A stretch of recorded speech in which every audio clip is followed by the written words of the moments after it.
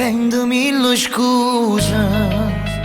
Io e te siamo due compagni veri, e solo se ci guardiamo in dall'occhio ci capiamo a volo. Scordatela sta storia, fai come a me, bastardo in amore, perché hai avuto troppa delusione. E allora mo basta, non la cerca più.